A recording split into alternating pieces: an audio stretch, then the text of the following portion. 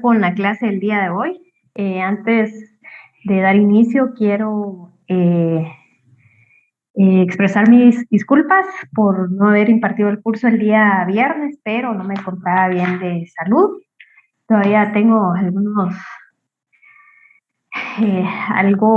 no me siento bien del todo, pero acá estamos para impartirles el curso. Gracias por su comprensión y por los mensajitos que me hicieron llegar. Los recibí. Y también quiero felicitar a los alumnos que ya empezaron a enviar su tarea. Los felicito ya porque así me ayudan, colaboran con mi persona para que pueda iniciar a calificarlos. Bueno, el día de hoy nos toca continuar con el tema de... Ustedes me dicen si ven de la Oficina Nacional del Servicio Civil. Solo me pueden corroborar si ven la pantalla. Sí, licenciada. Sí, licenciada. Gracias.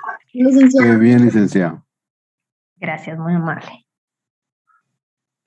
Como les comentaba, el día de hoy nos toca hablar acerca de la Ley de Servicio Civil. Ustedes dirán, ¿pero qué relación tiene esto? Pues acá, al momento de entrar a analizar esta ley, acá nos va a dar la clasificación y la definición de los servidores públicos que se encuentran acá.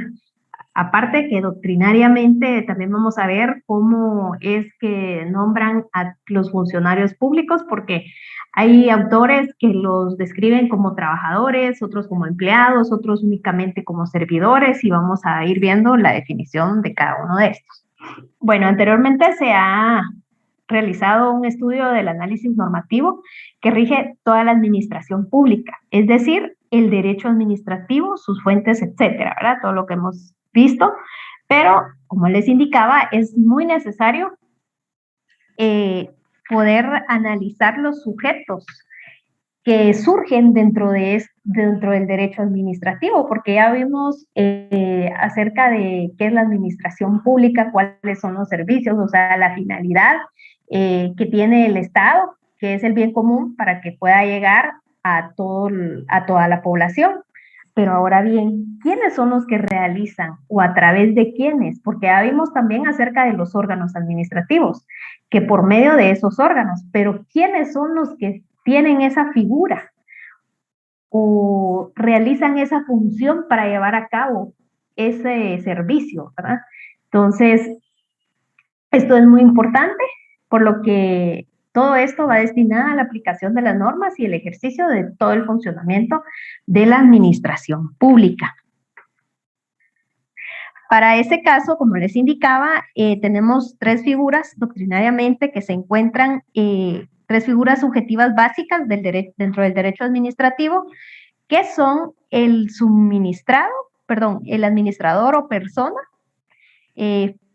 física o jurídica que es privada, y de la persona jurídica pública y del órgano. Esta es la definición o la clasificación que realiza el autor Santa María Pastor. Esta es la definición que se encuentra. Dentro de la administración pública también vamos a encontrar, como ya vimos, acerca de los elementos muy importantes que es la personalidad jurídica que tiene el Estado y que a través de esto se van manifestando la voluntad de todos los órganos de la administración pública. Entonces, como principalmente tenemos la definición acerca de qué es la Ley de Servicio Civil. Pues la Ley del Servicio Civil es el vínculo jurídico. Este es el vínculo jurídico es el vínculo jurídico laboral que une al Estado con los particulares que pasan a formar parte del derecho civil desde el momento que inician esa relación laboral hasta que entregan el mismo. Esta es la definición del servicio civil. Vínculo jurídico laboral que une al Estado con los particulares que pasan a formar parte del servicio civil desde el momento que inician esa relación laboral hasta el momento que entregan la misma. Esta es una relación funcional que se debe tomar muy en cuenta todos los derechos y obligaciones de las partes que concurren o que forman la relación funcional o del servicio público. Las características que encontramos dentro del servicio público tenemos tres, doctrinariamente, que se encuentran. La primera es que el acto de acá les escribí mal. De conformidad con la teoría bilateral, tenemos por su parte un acto administrativo de nombramiento o investidura. Este sería el primero. El segundo es que concurre la voluntad del Estado que decide el nombramiento y la voluntad del particular que acepta el cargo. Y tercero, la relación funcional genera efectos jurídicos entre el Estado y el particular nombrado y también así como sus derechos y obligaciones. Todos estos derechos y obligaciones son los que vamos a ver a continuación. Derechos y obligaciones. Vamos a darle la participación a alguien que trabaje en una entidad del Estado para que nos diga cuál es, que me diga un derecho y una obligación. El derecho que va a tener el agente público y la obligación que tiene el Estado.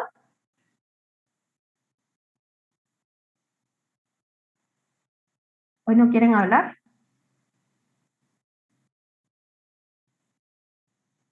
No quieren hablar. Bueno, alguien que no trabaje en el Estado. ¿Qué derecho tienen ustedes ahí en sus empresas? Tampoco quieren hablar. ¿Cómo? Buenas tardes. ¿Sí? ¿Quién me habla? Ronnie Monzón le saluda, Linda. Buenas noches, Ronnie. Cuéntame. Pues en la institución donde laboro tenemos derechos que nos han dado, en primer lugar, nuestras prestaciones laborales. Nuestros días de vacaciones, conforme a los lineamientos de la institución, no son 15, sino que son 20. Y adicionalmente tenemos una obligación, por ejemplo, de una confidencialidad o exclusividad de la institución, o sea que no podemos prestar nuestros servicios profesionales en otra rama, sino con la exclusividad hacia ellos. Esas son las obligaciones y asimismo acatar los lineamientos y reglamentos que la misma institución tiene, adicionales a las obligaciones ya legales por el Código del Trabajo. Gracias. Excelente, muchas gracias. Si se dan cuenta, sí existen. Yo creo que la mayoría que están acá en la clase trabajan y estudian a la vez, pero en sus trabajos ustedes tienen ese derecho de venir y exigirle a su patrono o a las instituciones o al órgano administrativo, en este caso, ese derecho que ustedes tienen. Y el principal derecho es el pago de remuneración. Ustedes es un derecho al que ustedes tienen ahí. Otro también que tienen derecho a ¿qué? Al descanso. Ustedes también tienen derecho a descanso. O alguien que me diga de que no, que es explotado y que no tienen descanso, trabaja las 24 horas, los 365 días del día. No, ¿verdad? Todos los agentes públicos o los servidores públicos tienen derecho a su descanso. Y asimismo, como los agentes o trabajadores públicos tienen esos derechos, pues también las instituciones y también los órganos administrativos tienen el derecho de exigirles a ustedes, como trabajadores o agentes públicos, a que realicen el trabajo como se debe, ¿verdad? Las obligaciones del Estado. Pues una de las obligaciones es pagarles esas remuneraciones y las prestaciones que legalmente se encuentran establecidas dentro de la ley. ¿Qué otra obligación tiene el Estado? A poderles conceder ese descanso que se encuentra establecido en ley también. O sea, si nos ponemos a ver acá, son varios derechos, ¿verdad? Ustedes pueden hacer su lista ahí. Por ejemplo, hagan la comparación. Yo sé que no todos trabajan en el Estado, pero los derechos y las obligaciones, tanto en las instituciones privadas como públicas, no es mucha la diferencia, ¿verdad? Entonces, estamos en eso. Ahora bien, los servidores públicos. ¿Qué son los servidores públicos?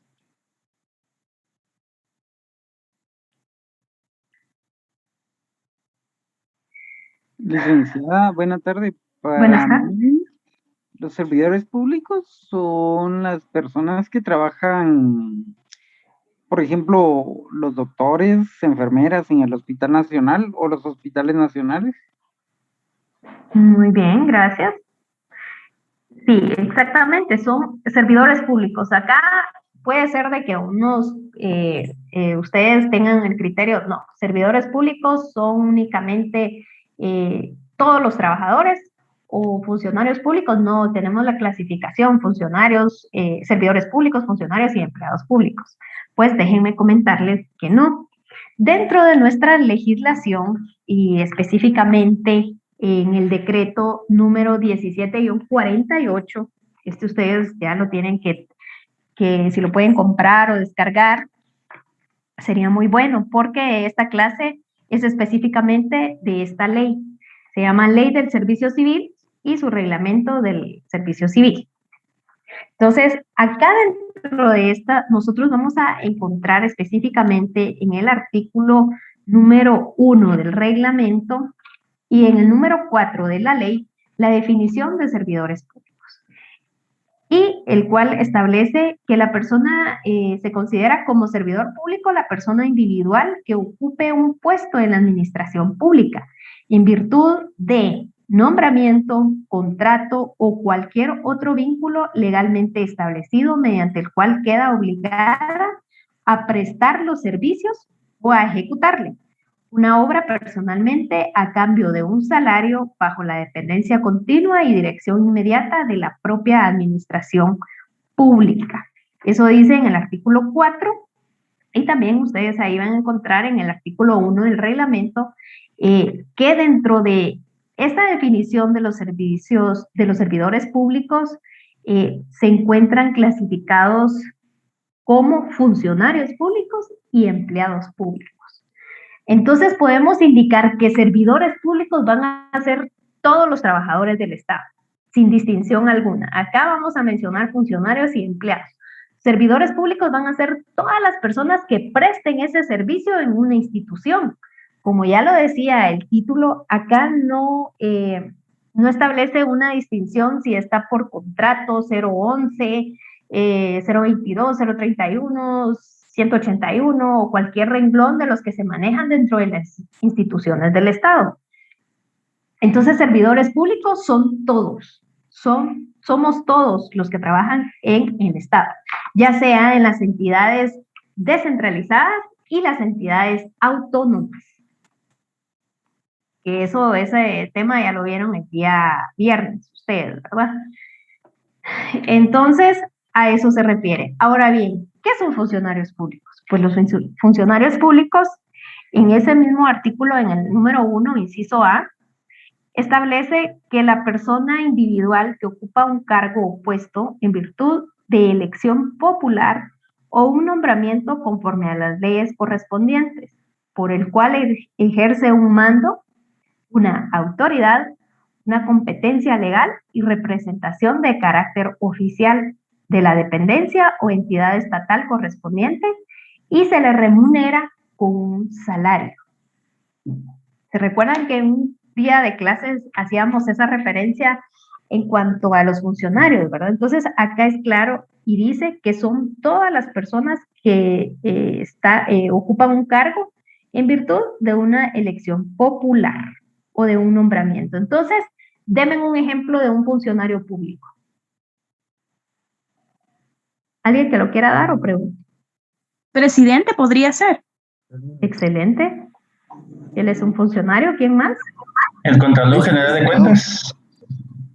Ajá. Los diputados. También. El Procurador General de la Nación. Ajá. Y el ministros. Los ministros, ¿verdad? Exactamente. Entonces, los funcionarios públicos son, ustedes, yo sé que saben, tienen la noción, ¿verdad? Por eso les pregunto, no tengan miedo. Cuando yo les pregunto, sí tienen la noción ustedes en cuanto a estas figuras que se dan dentro de la administración pública. Entonces, los funcionarios públicos se nos viene a la mente, son todos los que ocupan un puesto por una elección popular o ya sea que sean nombrados, ¿verdad? Por medio de un nombramiento. Ahora bien, veamos el empleado público. Menciónenme uno. Ya vimos acerca del funcionario público. Policía de la Policía Nacional Civil, licenciada, buenas tardes. Buenas tardes, sí, muchas gracias, José. ¿Alguien más? Licenciado. ¿Perdón? Un maestro de educación pública. Licenciado. Doctor. Exactamente. Una secretaria en una oficina. De las entidades públicas. Exacto. Si se dan cuenta, o sea, son todas las personas individuales que ocupan un puesto al servicio siempre del Estado o de cualquier entidad estatal, ¿verdad? O cualquier otra dependencia que siempre esté regida por la ley del servicio civil. Y estas personas siempre ocupan ese puesto por medio de un nombramiento, o contrato, ¿verdad? Pero este tipo de nombramiento se da, que ya lo vamos a ver más adelantito, por medio de las formas de contratos que se dan. Acá podemos decir de que funcionarios públicos son todos los que tienen mayor jerarquía, mientras que el empleado público son todos los que están abajo de los superiores jerárquicos. Entonces, como ustedes bien lo decían, puede ser una secretaria, un oficinista, que también se le llama dentro de alguien más que me ayude, que tenga conocimiento de las plazas que hay en las instituciones. Los técnicos. Técnicos, muy bien. ¿Quién más? Los que ocupan el cargo de analistas, aunque bueno, yo creo que no lo llaman así. Ajá, analistas. Asesores. Buenas noches, licenciada. Los oficiales, los oficiales, los secretarios de los juzgados. Encargado nóminas y planillas también podía. También, ¿verdad? Entonces, sí, exacto. Te pregunto, ¿por qué existe un montón de plazas que tienen sus distintos nombres? Porque acá dentro del empleado público se encuentran todos ellos que ustedes están mencionando. Porque sí sabemos que hay secretarias, analistas, asesores, ¿verdad? Pero internamente tienen un nombre diferente al que nosotros usualmente conocemos, ya sea por renglón presupuestario o por otros temas, ¿verdad? Entonces, el empleado público solo supone ese vínculo interno, como les decía, que se hace de titular, ya sea por una forma de oposición que se le da ingreso al Estado, o ya sea por contrato. Entonces, ¿tienen claro en cuanto a este tema de la división de los servidores públicos, jóvenes? ¿Sí les quedó claro? No sé si alguien me va acompañando con la ley. Sí, licenciada, yo quería preguntarle algo. Dice aquí la ley, último párrafo, no se consideran funcionarios o empleados públicos los que únicamente son retribuidos por el sistema de dietas. ¿A quiénes se refiere eso? Ok, vean, estas formas de dietas son cuando alguna persona es nombrada por ejemplo, en este caso les voy a poner por el presidente para que lo represente a él en una comisión. Por ejemplo, ¿qué comisión que me puedan mencionar? Yo les puedo poner como ejemplo la Junta Directiva del Banco de los Trabajadores de Guatemala. Ahí el presidente de la República tiene un representante. Entonces, él no va a gozar de un salario, sino que únicamente las dietas. Y las dietas se le llaman bueno, no podemos decir remuneración, o el dinero que reciben ellos por asistir a esas reuniones. A eso se le llaman las famosas dietas. ¿Alguien? Jesús Estrada levantó la mano. Buenas tardes, licenciada. Yo tengo una duda. ¿Los secretarios de la presidencia son empleados públicos o funcionarios? empleados o funcionarios, los secretarios, ellos son funcionarios públicos, porque son nombrados. Ajá. Muchas gracias, licenciada. Ok, de nada. ¿Alguien más? Licenciada, buenas tardes, Yamily González le saluda. Ahorita que hablaba usted de las dietas, quiere decir que los diputados, además de su salario, ¿verdad?, mensual que reciben, por cada comisión en la que ellos participan, la Comisión de Derechos Humanos y otras que no se me vienen a la mente en este momento, además de su salario, ellos reciben dietas por participar en esas sesiones. Vean, no estoy tan segura si reciben dietas por las sesiones, pero lo que sí les sé decir de que tengo conocimiento que ellos, el salario que ellos tienen es muy mínimo por los bonos, y no sé si acá me puede apoyar Sergio. Sergio, ¿andas por acá? Yo creo que no, si no ya hubiera participado. Sí, porque él sí sabe bien todo el funcionamiento. Okay. Bueno, vean, sí, si en la ley del organismo legislativo establece que... Una reunión de día. Buenas tardes, licenciada, le saluda Sergio Quiñones. No le había contestado porque acabo de entrar ahorita a mi casa, pero le voy a comentar. El salario de los diputados, ese fue un convenio que hicieron los diputados hace muchísimos años. Exacto. Lo que querían ellos era de que no tuvieran que pagar impuestos sobre lo que ellos recibían como salario. Entonces, lo que hicieron ellos es de que la mitad de su salario lo reciben como salario, y la segunda parte, que son casi la misma cantidad, 12,000 quetzales, lo reciben en dietas que eran por, ¿cómo se llama?, asistencia al pleno y por asistencia a las comisiones de trabajo. Y mencionaba, yo hubiera querido participar en las otras oportunidades que usted mencionó, porque en la mayoría de lugares hay muchos puestos que les llaman operativos.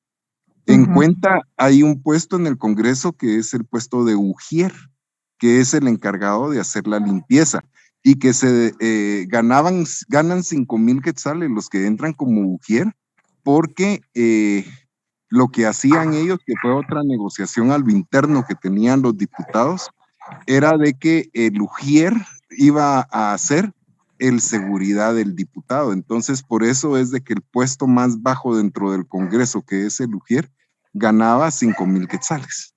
Wow. Sigo en la clase, licenciada, le escucho. Gracias. Excelente. Vean, sí, eso sí, tenía conocimiento yo de que el salario de ellos, bueno, no sabía si era de 12,000 o 9,000, tenía entendido yo que eso era el ingreso. Ahora bien, esas dietas que ellos se generaron, como ya dio la explicación bien clara Sergio, porque él tiene conocimiento ahí, ¿verdad? Ahí, bueno, yo creo que ya todos saben, ¿verdad, Sergio?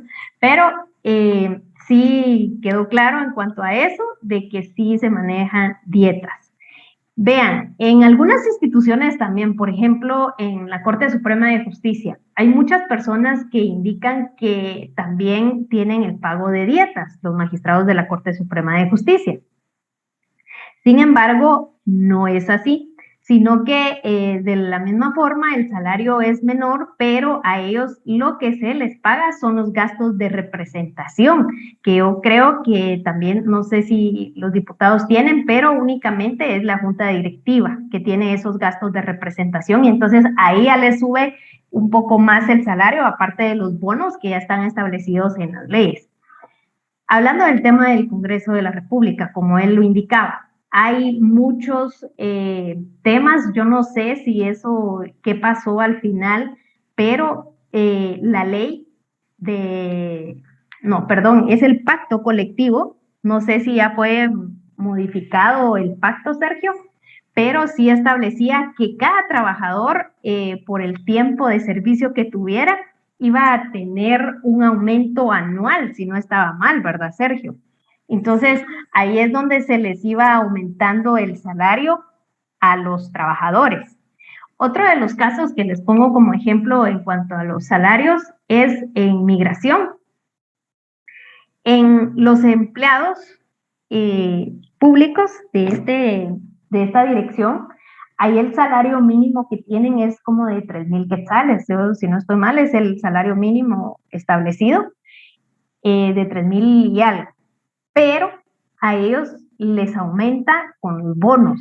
Siempre en los pactos colectivos que tienen cada una de las instituciones, ahí es donde acuerdan eso. ¿Y cuál es la finalidad que ustedes creen de llevar a cabo estos salarios? Sergio lo mencionó. ¿Alguien que se le quedó? Evitar pagar impuestos sobre el total de sus ingresos. Bueno, es una, los impuestos. ¿Y otra? ¿Ser más mañoso, licenciado? No. No. El pago de prestaciones, el tiempo de servicio.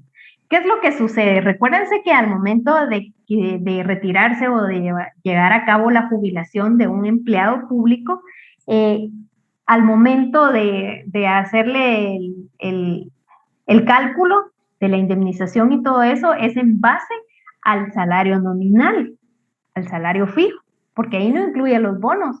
Entonces, acá en este sentido, la Dirección de Migración sí como que tiene su ventaja. ¿Por qué creen que hay muchos trabajadores del Estado que no quieren jubilarse? Ya llevan más de 40 años en un puesto y no se quieren jubilar.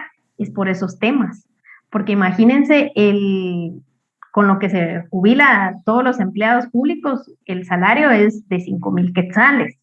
Entonces a ellos no les conviene porque van a recibir más y tal vez en mensual reciben como 10,000 o 12,000 quetzales, entonces ese tema no les conviene a ellos, ¿verdad? Entonces es por ese motivo, aparte la otra, lo que mencionaba Sergio, que es el tema de pago de impuestos. Pero a eso se refiere en estos temas de dietas. Las famosas dietas, por lo regular, ¿a qué se refiere el último párrafo? Al ejemplo que yo les indicaba, que cuando el presidente envía un representante a una comisión o de trabajo o alguna junta, como les ponía de ejemplo, entonces ahí es donde únicamente reciben esas dietas. Paola Ruiz. Sí, licenciada, fíjese que yo tengo una duda respecto a que dijo que los funcionarios era por elección popular, pero los ministros, a ellos los elige el presidente, si no estoy mal. Sí, exactamente. Por eso ahí en ese mismo artículo dice por elección popular o nombramiento conforme a las leyes correspondientes. Entonces, recuérdense que, en las leyes está establecido la mayoría de funcionarios que son nombrados por el presidente. Ellos son funcionarios públicos. Los empleados públicos también son todas las personas que tienen esa relación de dependencia, pero del inferior jerárquico. ¿Me explico?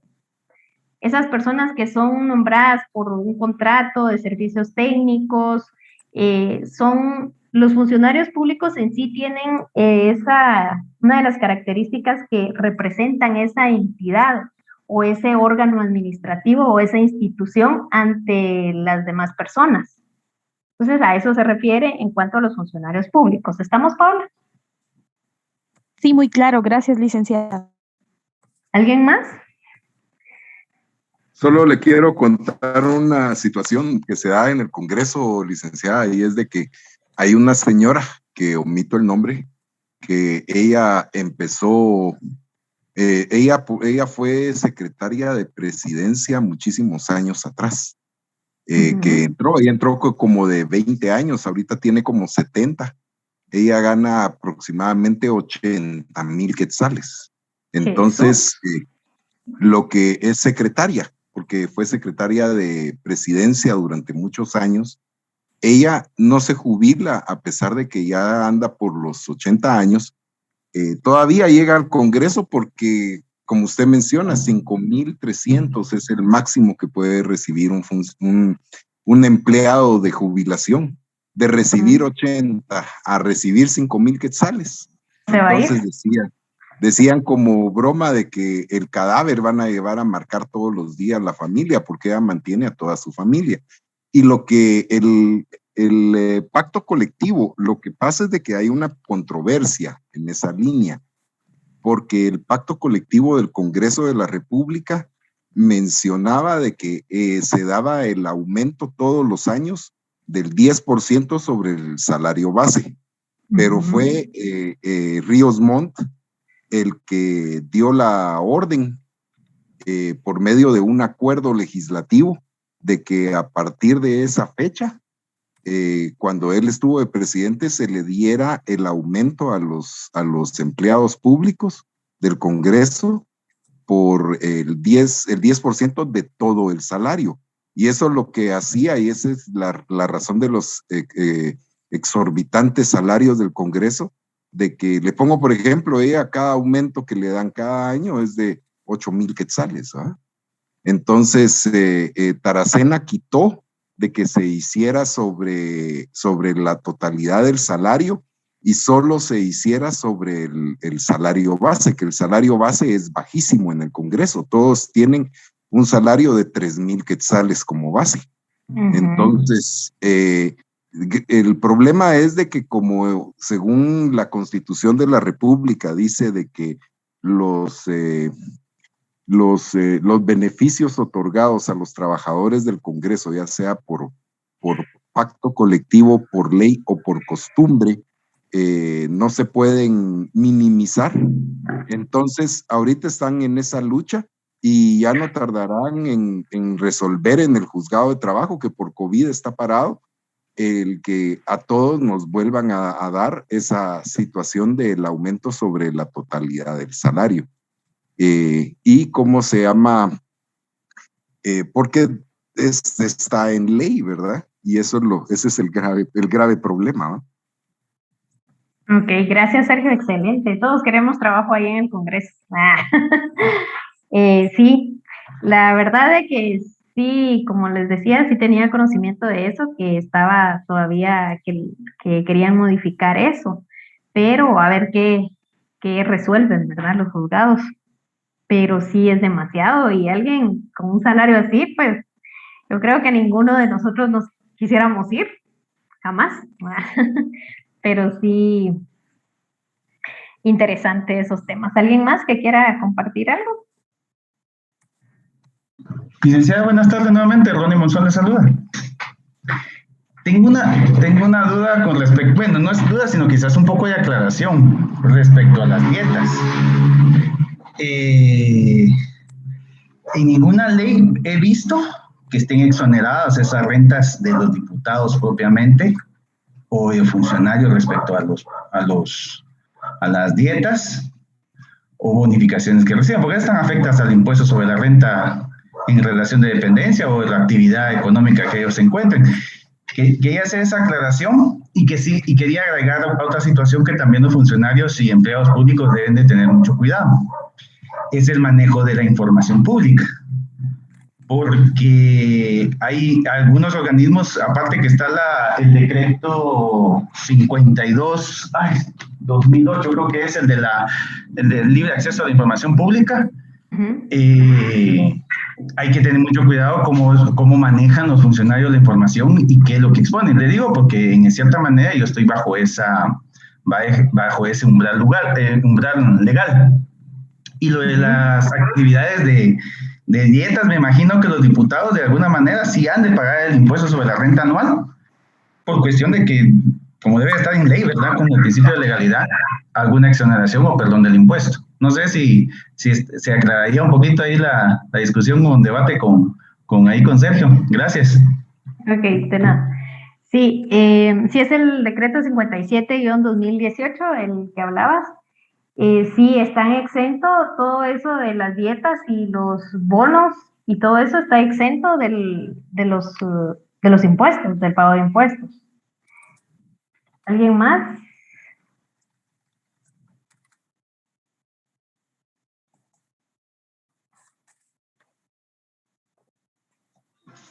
Muy buenas tardes, licenciada, mucho gusto. Pablo. Mucho gusto, Pablo García les saluda. pues solo para tal vez adicionar, ¿verdad? Pues yo trabajo en una secretaría X, ¿verdad? Pues en el área de todo lo que tenga que ver presupuesto y esa materia. Y para adicionar, ¿verdad? Que todo depende de los rubros en cuanto a las dietas, los impuestos y todo lo que se está hablando, que las dietas muchas veces son acorde a la naturaleza de la institución. Obviamente, pues, algunas instituciones que es en su mayoría, pues se rige prácticamente a nivel general lo que es las normas del contención del gasto, por lo tanto, no a todas se les puede dar esos rubros porque se consideran gastos superfluos. Como decía el compañero, en la Ley de Acceso a la Información Pública, pues cada ciudadano tiene pues el derecho y el deber más que todo de ir a cuestionar los gastos y obviamente poner las denuncias basadas en los criterios pues que la misma ley lo establece, ¿verdad? No todos los bonos están exentos a los impuestos. Por ejemplo, una secretaría X, el salario base de un empleado, por ejemplo, es de 3,000 quetzales.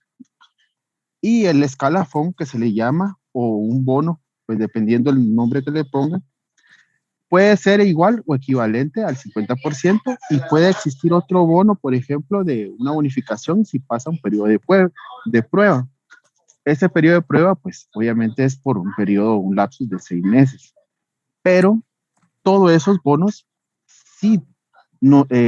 esos bonos no están exentos de los impuestos. Por tanto, el trabajador, lo que es el X, porque es un proporcional, lo que es el Montepío, que es el gasto a lo de la jubilación, así como lo que tenga que ver con los demás impuestos, el ISR, si le aplica, sí, obviamente se hace la suma de todo lo que es, de todo lo que él está devengando y en base a eso se le calcula lo que es el ISR.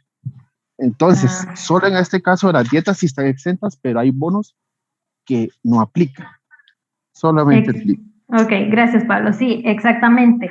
Vean, esto va a depender mucho del pacto colectivo que se encuentre dentro de cada una de las instituciones, porque ahí es donde se genera todo este tipo de controversias, ¿verdad? En cuanto a los bonos y todo eso, y también conforme a las leyes de servicio que tenga cada una de las instituciones, y estamos hablando del organismo ejecutivo, ¿verdad? En este caso, Pablo mencionaba de una secretaría. ¿Por qué ley nos vamos a regir? ¿Alguien que levante la mano? El que vea que levante la mano primero, por favor.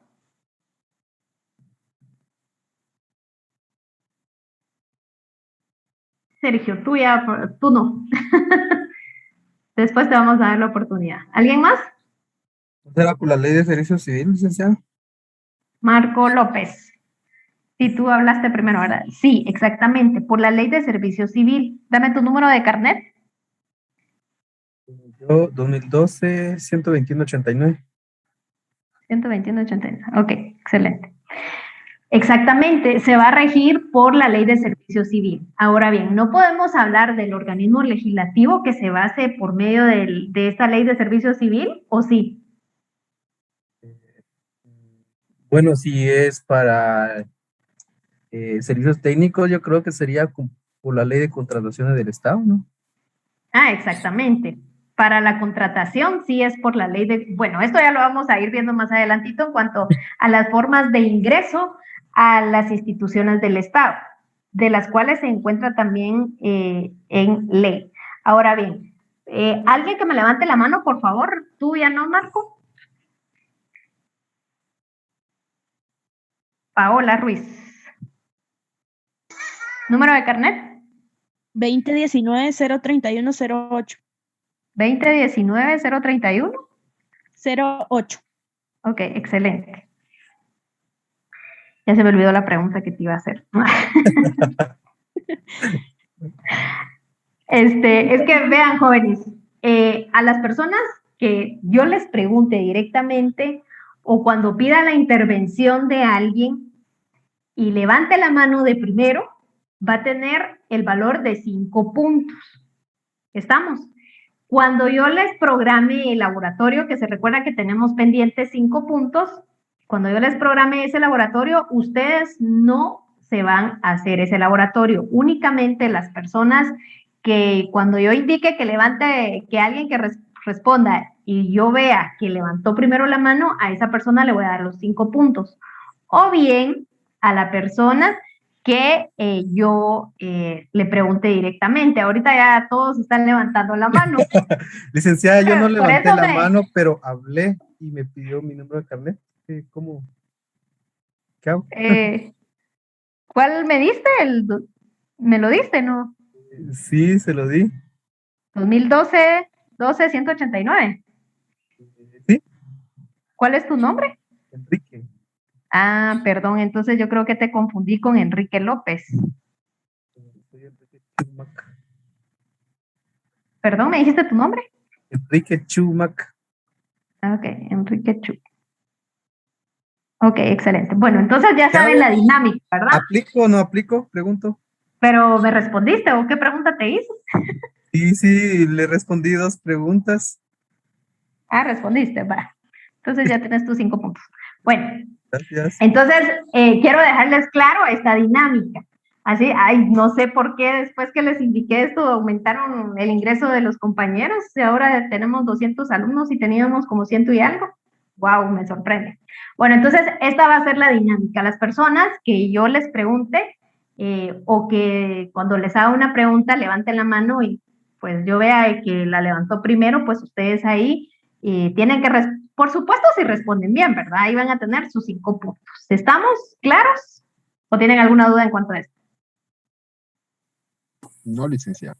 Solo que a mí no me quiso dejar participar.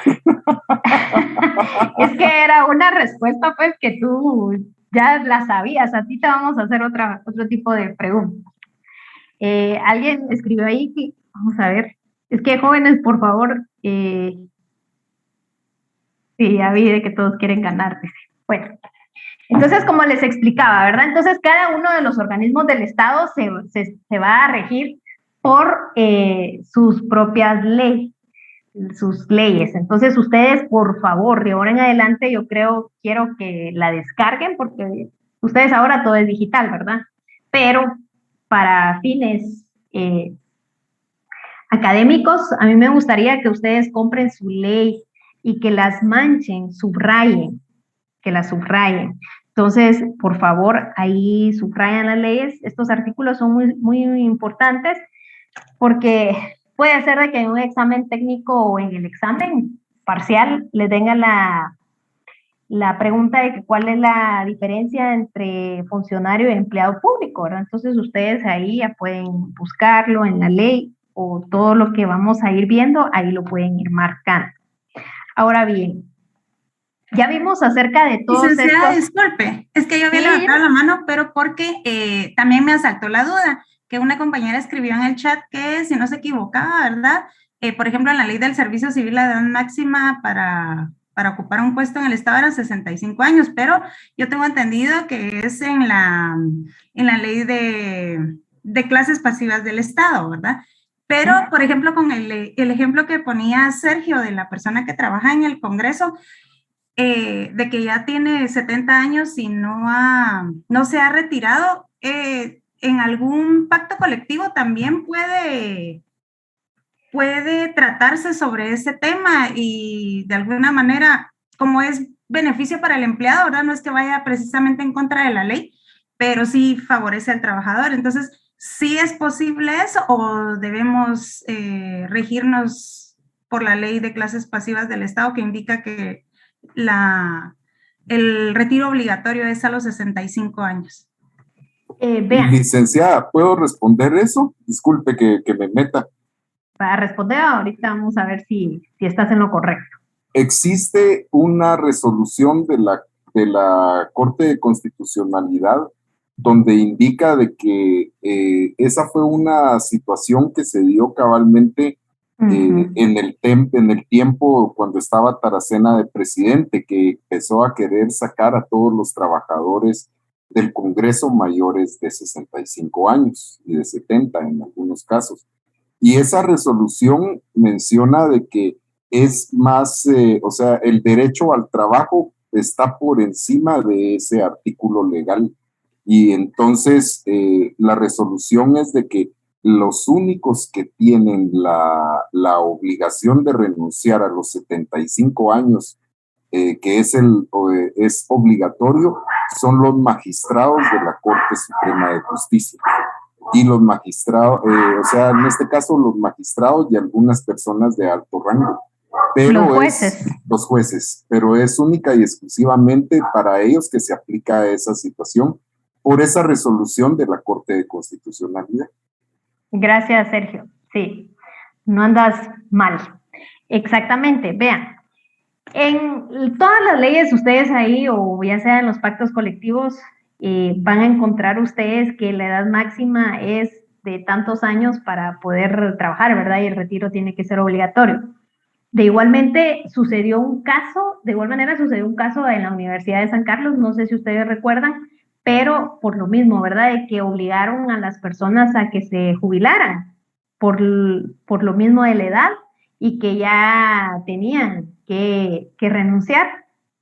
Sin embargo, la Corte de Constitucionalidad indicaba eso, lo que Sergio indicaba, que prevalece el derecho al trabajo sobre todo, ¿verdad? Entonces, eso es lo que se da. Acá prevalece el indubio pro operario, todo lo que favorece al trabajador. En ningún momento pueden destituir o obligar a una persona a que renuncie. Yo creo que el caso que mencionaba Sergio, que se daba ahí en el Congreso, es por el tema de todo el dinero que estaban recibiendo por lo que hablábamos anteriormente. Entonces, tal vez esa era la finalidad de poder obligar a los trabajadores del Estado a que renuncien. Sin embargo, vean, yo entiendo, no sé de qué criterio ustedes tendrán, pero yo me pongo del lado del trabajador y también me pongo del lado de las personas jóvenes, ¿verdad? Que todos tienen derecho a poder obtener un trabajo en el Estado. Entonces, si se dan cuenta, en la mayoría del Estado siempre hay trabajadores o personas ya grandes por los mismos temas que mencionábamos. Pero aunque la ley lo establezca o los reglamentos internos o el pacto colectivo establezca que se deben de jubilar a cierta edad, no es obligatorio. Únicamente para los magistrados y los jueces, magistrados de Corte Suprema de Justicia y los jueces. Ellos sí tienen, si no estoy mal, es hasta los 75 años, sí se tienen que retirar voluntariamente, y esto sí se ha dado muy seguido, que los jueces que ya cumplen cierta edad, pues ya se jubilan, ya se retiran de todo, ¿verdad? Entonces, ¿estamos claros en cuanto a eso? ¿Evelyn? Ok. Sí, bueno. Licenciada, perdone. Sí, es que tengo la ley del servicio civil. Ajá. Pero también tengo la ley del servicio civil del organismo judicial. Entonces, veo que cada organismo va a tener su ley. Sí. Para regirse, ¿verdad? Exactamente, eso era lo que les preguntaba, lo que les indicaba. Los 3 organismos del Estado se van a regir por sus propias leyes y las otras instituciones también. Todo organismo, órgano del Estado, instituciones autónomas, descentralizadas, se rigen por sus propias leyes. Entonces, cada institución va a tener su propia ley. Por eso es que el derecho administrativo es tan extenso, jóvenes. Estas son las primeras leyes que ustedes van a empezar a ver. Pero son más de 100 leyes, con eso les digo todo. Son más de 100 leyes las que ustedes tienen que estudiar para sus privados. Por eso les digo, es muy importante que ustedes empiecen a marcarlas para que en un futuro, primero Dios, cuando ustedes cierren, no les cueste, ¿verdad? Pero sí, cada institución se rige por sus propias leyes. Ahora bien, de la ley del servicio civil que estamos viendo, únicamente se rigen el organismo ejecutivo, únicamente el organismo ejecutivo. ¿Qué entra dentro del organismo ejecutivo? Ustedes, cuando no sé si ya tienen su ley, ahí van a ver todas las instituciones que pertenecen a ese organismo. Estamos hablando de ministerios, secretarías, hay direcciones y etcétera, ¿verdad? Entonces ustedes ahí pueden ir viendo a qué se va a regir. Por ejemplo, a ver, Paola Sí, Ruiz, sí, a ti esperando la pregunta.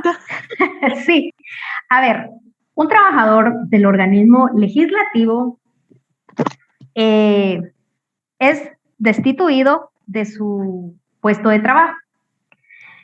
Fue un despido indirecto e injustificado el que se dio. Entonces, tú como futura abogada, el trabajador viene y te dice, mire, ¿qué puedo hacer en este caso? Fui destituido de una manera injusta. No me llevaron un procedimiento administrativo el cual se debe regir para poder ser destituida. Yo soy empleada pública bajo el renglón 011. ¿Tú qué le indicarías? ¿Qué le asesorarías? Ay, Dios, pero el renglón 011 no puede ser despedido. Iniciaría primero el Ministerio de Trabajo, porque se le violaron sus derechos. ¿Tú le dirías, vaya al Ministerio de Trabajo? Sí, porque, o sea, yo tengo entendido que renglón 011 no se toca, o sea, no puede ser despedido. Y lo único que no tengo claro es que si puede renunciar o no. Pues creo que sí puede renunciar, pero no puede ser despedido. Ok, ahora bien. Y mucho menos si fue injustificado. Pero tú antes de que lo envíes al Ministerio de Trabajo, ¿qué ley utilizarías?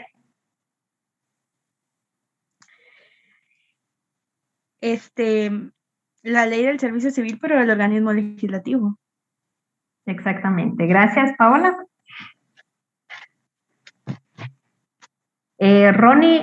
Pablo García levantó la mano. Licenciada, disculpe, solo una pregunta. También existen renglones, bueno, lo que es en materia de laboral, ¿verdad? El renglón 011 hay dos clases. Está el, como dice la compañera, el que pues no hay problema el que lo puede ser, no puede ser removido ni obligado a renunciar al mismo. Pero también existe otro tipo de 011 que es el de libre nombramiento y libre remoción. Eso pues pero existe no se me en todas adelante. Exacto, pero no se me adelanten porque ahorita vamos al siguiente tema, es de ver los sistemas de ingreso que se dan para poder ingresar, valga la redundancia, al servicio civil. Solo era una pregunta que les decía, les hacía, porque lo primero que ustedes deben de manejar o saber es, antes de que otra cosa pase, mire, váyase al Ministerio de Trabajo. O sea, por supuesto que sí, pero hay que ver la ley, porque recuérdense que cada institución se rige bajo sus propias leyes. Entonces, hay que verificar ahí si existe un medio de impugnación antes de irnos a los juzgados. Algo muy interesante en el tema laboral de los servidores públicos, de los empleados públicos en este caso, es que la ley de servicio civil es muy interesante y esto va para todos los tres organismos del Estado. No se van a los juzgados de trabajo, sino que acá se se inicia el procedimiento ante las salas de trabajo, de las salas de apelaciones. Y esto se los voy a explicar más adelante, que es una de las diferencias dentro de los trabajadores del servicio público y de los trabajadores del servicio privado. Porque los del privado sí se deben de iniciar, ¿verdad? Agotada toda la vía administrativa e iniciar ante los juzgados un juicio ordinario laboral, ante los juzgados de trabajo. Mientras que los trabajadores del Estado no. Entonces, eso lo vamos a ir viendo. Bueno, entonces, como siguiente punto sería la clasificación del servicio público. Alejandro, no tienes tu apellido. Pero, Ahí les voy a encargar de que se pongan el nombre y apellido, por favor, un nombre y un apellido, porque imagínense si se tienen cariñosito o cariñito, no les voy a poder preguntar, pues. Entonces ahí les voy a encargar ese tema en cuanto a su nombre. Bueno, como les indicaba, las formas de ingresar al servicio civil se da por 3 formas, que ustedes lo pueden encontrar en el 8 del reglamento de la Ley de Servicio Civil del organismo legislativo, que es el decreto, ejecutivo 17-48. En el artículo 8 ustedes ahí pueden subrayar, marcar, ya con los colores que ustedes saben. Acá se dan 2 formas. El servicio exento, dice. Esta es la clasificación de los servicios públicos. Y el 11 dice del servicio sin oposición, y también hay un servicio por oposición. Pero ¿cuáles van a ser estas formas para poder ingresar? Primero tenemos el ingreso libre, que se da cuando cualquier ciudadano, cualquier persona puede ingresar a trabajar al servicio civil. Y el ingreso por elección, como ya lo vimos, debe de ser a través de un examen de oposición. Ustedes han escuchado que hay instituciones que sacan convocatorias para plazas 011, pero ahí ustedes tienen que iniciar un proceso de evaluaciones. Dependiendo para lo que ustedes vayan a optar, ustedes ahí van a ir a realizarse esos exámenes. Y por eso se llama por elección, ¿verdad? Y también que está el ingreso mixto, que todo ciudadano puede prestar los servicios y las formas, el servicio siempre y cuando lo demuestre por su oposición. Licenciada, disculpe, ¿qué ley nos hizo mención, qué artículo nos hizo mención donde está esta clasificación? Vean, ahorita estamos viendo el artículo 8, pero el de las oposiciones ustedes lo pueden encontrar en el artículo 40 ahorita les digo. Ya lo perdí. Es el artículo 42. Okay. A partir de ese artículo de la ley, ustedes ahí van a ver que está el ingreso por oposición. ¿Cuáles son las condiciones para poder ingresar? Y también ahí menciona de que debe de ser por medio de una convocatoria, como les indicaba. Las oposiciones, ¿verdad? Tienen que salir a convocatoria para que todos los ciudadanos o empleados puedan optar a ese cargo. Por eso se dice de que va a ser por elección, porque a pesar de que se van a evaluar, no va a ser una persona, sino que en la convocatoria son varias y entonces ahí eligen a la persona que más punteo tenga, ¿verdad? Y ahora bien, de las que menciona acá el artículo 8 del reglamento de la ley, alguien que me ayude a leer, por favor, que ya me quedé sin voz. Artículo 8 de la ley o del reglamento. Del reglamento. Ok. Artículo 8, sección exento, servicio exento, perdón. Se entiende por servicio exento aquellos puestos cuyas funciones son consideradas de confianza y que son de libre nombramiento y remoción. ¿Continúo o solamente el artículo 8? Únicamente, gracias. Ok. Si se dan cuenta, acá dice que son de libre remoción y nombramiento. Cabal a lo que hacía referencia el compañero anterior. ¿Será que sí? No me recuerdo quién habló. No sé si fue Pablo, el que estaba haciendo referencia a eso, a los tipos de 011. Sí. Ok.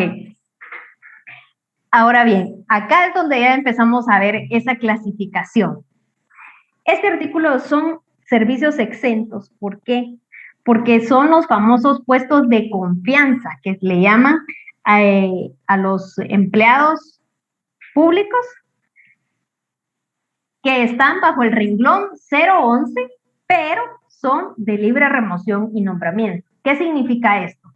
Que el renglón 011, el exento del que nosotros estamos hablando, va a tener toda la relación de dependencia, le van a descontar el Montepío, el IX, el ISR, todo. Va a tener todas sus acciones, pero pero en este caso se da cuando en cualquier momento lo pueden destituir, en cualquier momento. Entonces, acá no podemos venir y, bueno, se han dado casos que solicitan la reinstalación, pero ¿qué es lo que sucede? Ya hay criterio también de la Corte de Constitucionalidad que indica que cuando son trabajadores de confianza, no pueden ser reinstalados. ¿Por qué? Porque están contratados bajo este servicio exento, ¿verdad? Estos van a estar exentos de cualquier otra situación que establezca la ley para poder ser destituidos. ¿Estamos claros en cuanto a eso?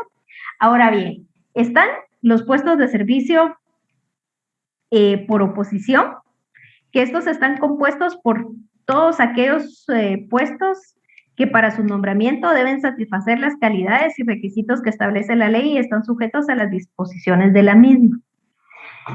Los renglones 011, como les indicaba, acá son por oposición. ¿Por qué? Dentro del Estado hay una infinidad de renglones presupuestarios para poder contratar a los trabajadores o a los empleados públicos, en este caso, perdón, a los empleados. Como les indicaba, el renglón 011, este se da cuando es por oposición y que no puede ser destituido en cualquier momento. O bien, para poder ser destituido tienen que iniciarle un procedimiento administrativo, que exista una causa justificada para poder destituir a este empleado público. ¿Me explico en cuanto a las diferencias del renglón 011 de libre remoción y nombramiento y el renglón 011 por oposición? Sí, licenciada. Sí, licenciada. Licenciada, Okay. está bien. Tienen Gracias. que estar reguladas en la norma las, digamos, las causas para remover a un funcionario con 011, ¿verdad? Me imagino que tienen que ser faltas. Sí, exactamente. Acá se le llaman las famosas faltas, ¿verdad? Y más adelante también vamos a ir viendo qué tipos de faltas hay. Falta leve, grave y gravísima. Entonces, pero esto ya lo vamos a ir viendo más adelante. La situación es de que, como les indicaba, para poder ingresar a este servicio civil se da por medio de este servicio exento, como ya les expliqué, el servicio por oposición y los puestos del servicio sin oposición. El artículo 10, que alguien me lo lea. Buenas noches, Licda. Artículo 10 Sí, gracias, del reglamento. del reglamento.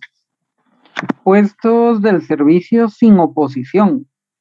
Son aquellos para los cuales no se requiere que los candidatos para ocuparlos se sometan al proceso de selección que establecen los capítulos 1 y 2 del título 5 de la ley. Ok, gracias. Ahí ustedes pueden verificar que menciona a partir del 42, como les indicaba. Ahí está esa clasificación del servicio por oposición, cuáles son las personas que van a estar dentro de este renglón. Entonces, la clasificación del servicio público dentro de nuestra legislación, tenemos el exento por oposición y el sin oposición. Sin oposición se refiere a que no es necesariamente llevar a cabo todo ese procedimiento para poder ingresar, sino que únicamente se da por nombramiento o por los famosos contratos 029, que ese es otro tema. ¿Por qué? Porque esos contratos no se rigen por estas normas, sino que es por medio de la Ley de Contrataciones del Estado. Y ustedes van a decir, bueno, pero ¿qué hace ese tipo de contrato de trabajo en esa ley, verdad?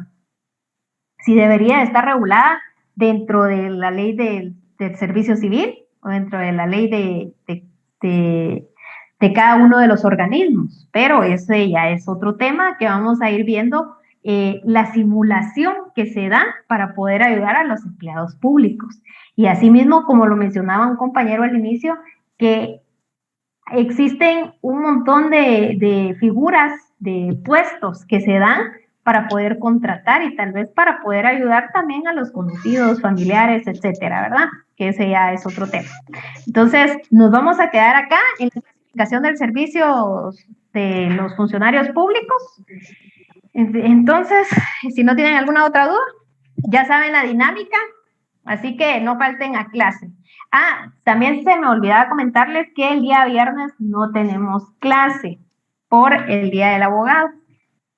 La facultad emitió una circular en la cual te están dando ese día, ¿verdad? Entonces, de una vez les anticipo de feliz día a ustedes, cuasi abogados, que ya están un pie fuera, ¿verdad? Entonces, que tengan un feliz día y feliz noche. Nos vemos el próximo lunes. Feliz noche. Feliz noche, licenciada. Y feliz día de la licenciada.